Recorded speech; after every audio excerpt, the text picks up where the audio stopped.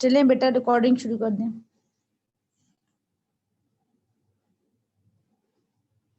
अच्छा, अब इसके बाद पढ़ना हम लोगों ने डिफरेंस बिटवीन मॉलिक्यूलर क्रिस्टल्स।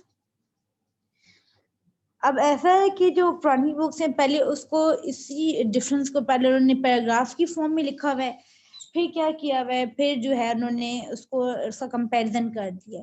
तो दोनों सेम बातें हैं, पहले उन्होंने पैराग्राफ की फॉर्म में और फिर उन्होंने क्या कर दिया उसको कंपैरिजन की फॉर्म। हम एक ही बार करेंगे मॉलिक्यूलर क्रिस्टल और मेटालिक सॉलिड या मेटालिक क्रिस्टल से हम बात किया। सॉलिड क्रिस्टल मैंने बताया था कि सॉलिड एग्जिस्ट करते हैं crystal form, that's crystal and solid both are same. तो पहला इसमें क्या है, मॉलिक्यूलर क्रिस्टल्स क्या हैं, यही वाले कि हम जो ऐसे crystal that are made up, they are made up of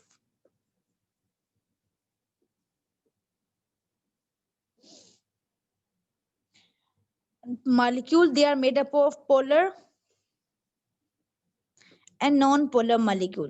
मैंने डिफरेंस बताया था पोलर नॉन पोलर में क्या डिफरेंस होता है, लेकिन जो भी है ये क्या बने होते हैं, पोलर और नॉन पोलर मॉलिक्यूल से बने होते हैं। यानी ये दे आर एक्चुअली मॉलिक्यूल का इस्तेमाल होता है कोवलेंट कंपाउंड के लिए, तो हम कहेंगे molecular crystal are actually covalent crystal या कोवलेंट कंपाउंड। ठीक है। अच्छा, उसके बाद हमारे इसकी एग्जांपल वही दी हुई आइस, जो भी मैं आपको एग्जांपल दे चुकी हूँ, आइस दी हुई है। ठीक है। अब आइस क्यों दी हुई है, क्योंकि आइस क्या होता है, वाटर, वाटर जो है वो कोवलेंट कंपाउंड होते हैं। उसके बाद इसके मेटालिक सॉलिड्स क्या होते हैं। मेटालिक सॉलिड बेटा ये ऑब्जर्व और सुनिए, जितनी भी मेटल्स होती है ना वो कैसे एग्जिस्ट करते हैं। आप सपोज मैंने जी सोडियम मेटल या कोई भी आपको मेटल का पीस लेना है, अब उस मेटल के पीस में होता कैसे है कि जितनी भी मेटल्स होती हैं,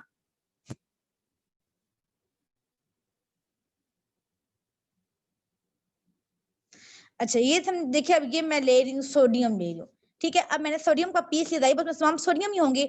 अब होता क्या है कि जितने भी एटम होते हैं मेटल के, जो भी मेटल मैं ले लूँ, हर मेटल अपने वैलेंस शेल के इलेक्ट्रॉन निकाल देती है। अब सोडियम के वैलेंस शेल में एक इलेक्ट्रॉन होते हैं, ठीक है।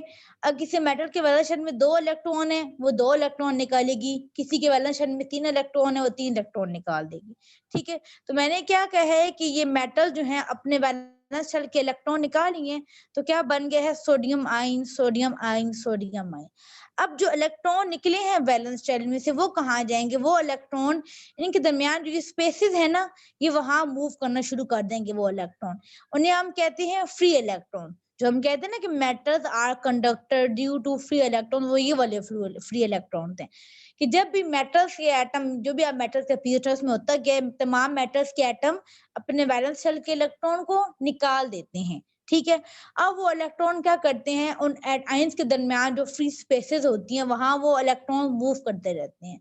अब देखें, सोडियम भी पॉजिटिव है, सोडियम भी पॉजिटिव है। कभी पॉजिटिव आयन सारे इकट्ठे नहीं रह सकते, फिर कैसे जुड़े हुए हैं। असल में दरमियान में जो इलेक्ट्रॉन है ना, आप ऐसे समझे, सोडियम है दरमियान, ये सोडियम आयन है, और दरमियान में क्या है, इलेक्ट्रॉन्स हैं, फ्री इलेक्ट्रॉन। इलेक्ट्रॉन इस तरफ इस सोडियम को पकड़ा हुआ है, इस तरफ से सोडियम को पकड़ा हुआ है। यानी दरमियान में जो इलेक्ट्रॉन्स हैं वो एज अ ब्रिज काम कर रहे हैं बिटवीन 2 सोडियम आयन। तो sodium ion positive ion, negative ion, positive ion. तो नेगेटिव आयन की वजह से ये क्या आपस में उन्होंने क्या फोर्सेस बनाई हुई है, जस्ट लाइक आयनिक बॉन्ड की तरह उन्होंने बनाई, इलेक्ट्रोस्टैटिक अट्रैक्शन बनाई हुई है। लेकिन आयनिक बॉन्ड में कैटाइन और एनाइन होते हैं, यहाँ पे कैटाइन और फ्री इलेक्ट्रॉन्स हैं, ठीक है। तो इस वजह से इस बॉन्ड को हम कहते हैं मेटालिक बॉन्ड। क्या होता है, ये मेटालिक बॉन्ड होता है जो कि सिर्फ मेटल्स के दरमियान होता है, और मेटालिक बॉन्ड कहीं नहीं होता। तो मेटालिक सॉलिड्स क्या होंगे, ऐसे सॉलिड जिनके अंदर, solids in which metal atoms या metal atoms are held together, लिखा हुआ है आपकी बुक में। यानी एटम कैसे जुड़े होंगे आपस में, held together by metallic bond. मैंने अभी बना रखा है कैसे बनते हैं मेटालिक, कि जो मेटल के एटम है वो आपस में मेटालिक बॉन्ड के जरिए क्या होंगे, जुड़े होंगे, इकट्ठे होंगे, ठीक है। उसे हम कहते हैं कौन, सॉलिड, मेटालिक सॉलिड, ठीक है। एग्जाम्पल क्या इसकी, ये क्या है, मेटालिक सॉलिड होते हैं। इनकी एग्जाम्पल आप देख लें, अभी बताया मैंने आपको, सोडियम मेटल ले लें, ठीक है, कॉपर मेटल ले लें, आयरन ले लें, सिल्वर ले लें, जो भी मेटल लें, हर मेटल के अंदर ऐसे ही बॉन्ड होते हैं। इन्हें हम कहते हैं metallic solid, solid metallic solid ना, बॉन्ड कौन से हैं, मेटालिक बॉन्ड। तो 3 तरह के सॉलिड होते हैं आपके पास नेचर में, metallic solid, covalent solid and ionic solid. 3 तरह के सॉलिड होते हैं आपके पास नेचर में बॉन्ड के लिहाज से, ठीक है। अच्छा, अब इसमें क्या है, ये तो हमने पढ़ चुके हैं क्या इनमें डिफरेंस है। उसके बाद क्या हमारे पास, हम बात करते हैं इंटरमॉलिक्यूलर फोर्सेस की। आपने कहा था कि अभी हमने इंटरमॉलिक्यूलर फोर्सेस पढ़ी चैप्टर नंबर 5 में। कौन सी पढ़ी थी हम लोगों ने? मैं लिए बताती हूँ बेटा, अभी मैं लिए बट ऐसा बड़ी वहां पहुंचे नहीं अभी हम लोग, तो वो आगे नीचे अभी हम वहां पहुंचे नहीं। पर ये बताएं कि मैंने आपको इंटरमॉलिक्यूलर फोर्सेस पढ़ाई थी, तो हम मॉलिक्यूलर सॉलिड के अंदर कौन कौन सी इंटरमॉलिक्यूलर फोर्सेस होती हैं? जो हमने इंटरमॉलिक्यूलर फोर्सेस पढ़ी थी, मैंने आपको बताया था कि सारी फोर्सेस सिर्फ कोवलेंट कंपाउंड में होंगी, ठीक है। तो यहाँ कौन कौन सी फोर्सेस होती हैं वो कोवलेंट कंपाउंड के अंदर? डाइपोल डाइपोल, क्या हो गया बेटा, जितनी सारी फोर्सेस सब यही होंगी, क्योंकि वो मैंने बताया था कि इंटरमॉलिक्यूलर मतलब मॉलिक्यूल के दरमियान, और मॉलिक्यूल सिर्फ कोवलेंट कंपाउंड के अंदर होते हैं। अब आयनिक में देखिए आपको मॉलिक्यूल नजर आ रहे हैं? कोई नहीं, सिर्फ आयंस ही आयंस हैं। और सॉरी मेटालिक में, आयनिक कंपाउंड में आयंस आयन होते हैं, मॉलिक्यूल होते ही नहीं है। तो कौन कौन सी फोर्सेस होंगी इसके अंदर? मॉलिक्यूलर क्रिस्टल के अंदर डाइपोल डाइपोल होंगी, ठीक है। डाइपोल डाइपोल कहाँ पे होंगी? ये हमारे पास वाटर में भी हो, आइस में भी हो सकती हैं, शुगर में लिखा हुआ है, ठीक है। इसके अलावा अब जो मैं लिखा था, they are made up of polar and non, जो पोलर मॉलिक्यूल होंगे उनमें डाइपोल डाइपोल फोर्सेस होंगी, जो नॉन पोलर मॉलिक्यूल होंगे उनमें कौन सी फोर्सेस होंगी? London dispersion forces. तो ये दो तरह की फोर्सेस प्रेजेंट होती हैं बिटवीन द मॉलिक्यूलर क्रिस्टल। अब आपको पता है ये फोर्सेस इतनी स्ट्रॉन्ग नहीं होती, वीक होती हैं, ठीक है। तो इनको आप इजीली मेल्ट या बॉयल कर सकते हैं। अब मेटालिक क्रिस्टल में क्या होता है, वहां कौन सी फोर्सेस अगर हम बात करते हैं, यहाँ तो ये फोर्स होंगे डाइपोल डाइपोल डिस्पर्शन फोर्सेस होगी। अब मेटालिक में क्या होता है, देखिए मेटल में सिर्फ क्या है, पॉजिटिव आयन है, ठीक है, और साथ में क्या है, इलेक्ट्रॉन मूव कर रहे हैं। बस ये मैं समझाती हूँ कि बस सारे जी मेटल के एटम में, और दरमियान में सारे क्या हैं, फ्री इलेक्ट्रॉन्स मूव कर रहे हैं। तो ये मेटल के एटम तो नहीं होंगे, जब इलेक्ट्रॉन निकाल देंगे तो मेटल के आयन बन जाएंगे, ठीक है। और सारे दरमियान में क्या है जी, सारे के सारे क्या हैं, फ्री इलेक्ट्रॉन मूव कर रहे हैं। ये जो फ्री इलेक्ट्रॉन मूव करे से हम कहते हैं इलेक्ट्रॉन गैस थ्योरी कहते हैं। ये जो स्ट्रक्चर पेश किया था वो क्या था, कहते हैं कि इलेक्ट्रॉन गैस थ्योरी। कैसे इसको गैस थ्योरी क्यों कहते हैं? कि इलेक्ट्रॉन जो है वो सिर्फ मूव कर रहे हैं इस पूरे दौरान, जिस लाइक इलेक्ट्रॉन पूल थ्योरी भी से कहते हैं कि क्या है, एक पूल है जिसके अंदर सारे इलेक्ट्रॉन मूव कर रहे हैं, क्योंकि मोस्टली में आपको इलेक्ट्रॉन ही नजर आ रहे हैं, ठीक है। अब यहाँ पे कौन सी फोर्सेस होंगी? अब आपको पता है कि यहाँ पे पॉजिटिव आयन और नेगेटिव आयन के दरमियान कौन सी फोर्सेस होती हैं? इलेक्ट्रो, जब भी जहां भी चार्जेस आएंगे, चाहे वो चार्जेस सेम हो डिफरेंट हो, वहां पे कौन सी फोर्स होती है? इलेक्ट्रोस्टैटिक फोर्सेस होती हैं।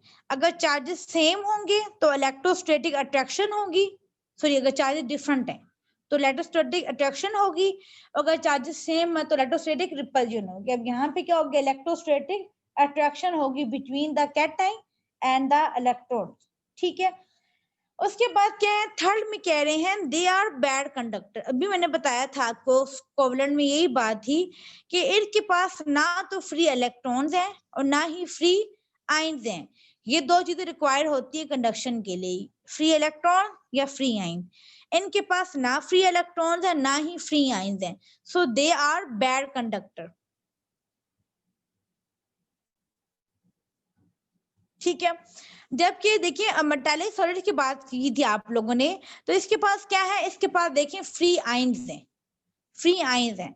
अब फ्री आयंस कैसे, अगर आप सपोज अपने इस साइड हीट करना शुरू किया, आपको हीट प्रोवाइड करेंगे, यहाँ पे इलेक्ट्रिसिटी प्रोवाइड करें, तो जो फ्री आयंस है इस हीट को लेंगे, मूव करेंगे, मूव करते करते वो दूसरे कॉर्नर तक पहुंचा देंगे। जैसे आपको मेटल घर में आप जो यूज करते हैं बर्तन वाला, तो आप जैसे उसको हीट करते हैं, गर्म करना शुरू करते हैं, तो वो हीट पूरे बर्तन तक पहुंच जाती है। पूरे या कोई आयरन का पार्ट गर्म करते हैं तो वो एक कॉर्नर से आप गर्म करना शुरू करते, थोड़ी देर बाद हीट पूरे बर्तन या पूरे मेटल के पार्ट तक पहुंच जाते हैं। क्यों? क्योंकि वहां कंडक्शन हो रही होती है। तो ये कंडक्शन की, इसमें कंडक्शन की वजह क्या है? Free ions. जबकि आयनिक सॉलिड में कंडक्शन क्यों हो रही थी? फ्री, सॉरी वहां फ्री आयंस की वजह से यहाँ फ्री इलेक्ट्रॉन्स, गलत कर दे, यहाँ देखिए फ्री इलेक्ट्रॉन्स हैं, ठीक है। तो जब आप हीट करेंगे ना तो इलेक्ट्रॉन यहाँ से हीट या इलेक्ट्रिसिटी लेंगे और मूव करते करते वो दूसरे कॉर्नर तक पहुंचा देंगे, फ्री है ना, मूव कर सकते हैं। तो इसलिए हम कह रहे हैं metallic solids are good conductor, good conductor, ठीक, दोनों के। इस वजह से आपको एक एग्जांपल बताऊं, एग्जांपल नहीं बल्कि आप डेली देखोगे जो आपके पास ये वायर्स होती हैं, ठीक है, जो बिजली की तार होती है, इसके अंदर एल्यूमिनियम डला होता है, एल्यूमिनियम की वायर होती है। क्यों? Aluminium is a metal, metal है, एक तो हार्ड होती है, उसमें इजीली तार बना सकते हैं, और सेकंड क्या, मेटल है। अब मेटल अच्छी कंडक्टर होती है, इसलिए हम उसको इस्तेमाल करते हैं तारे वगैरह बनाने में। तो हमारे पास ये क्या है, they are good conductor of electricity and heat, दोनों चीजों कंडक्शन वो शो कर सकते हैं, ठीक है। अच्छा, उसके बाद लिखा हुआ है they are not malleable. Malleable क्या होते हैं?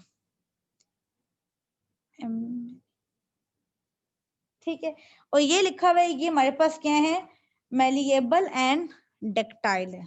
इसका क्या मतलब है? अच्छा, मेलिएबल और डक्टाइल क्या होता है कि अगर एक चीज पर आप फोर्स लगाते हैं, सपोज मेरे पास ये मेटल का पार्ट है, मैं इस पे फोर्स लगाती हूँ तो मेटल अपनी शेप चेंज कर लेती है, टूटती नहीं।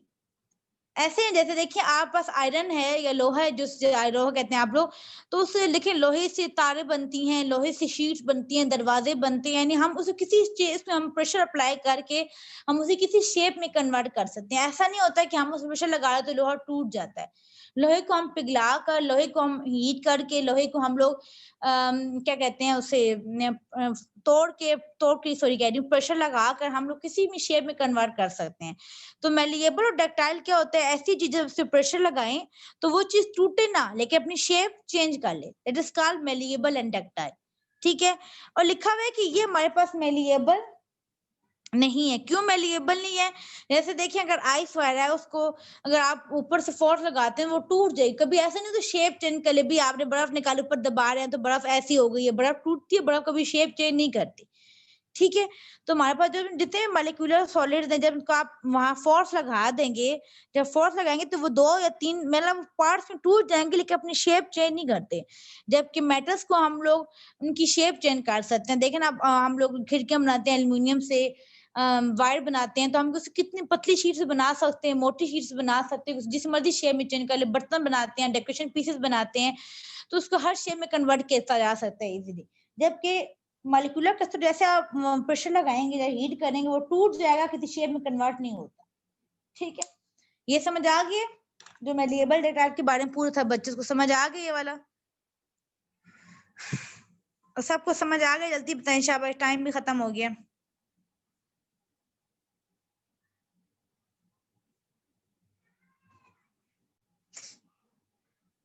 चलें भाई, कोई किसी कोई क्वेश्चन भी हुआ बेटा तो आप व्हाट्सएप पूछ सकते हैं, कोई इश्यू नहीं है, ठीक है।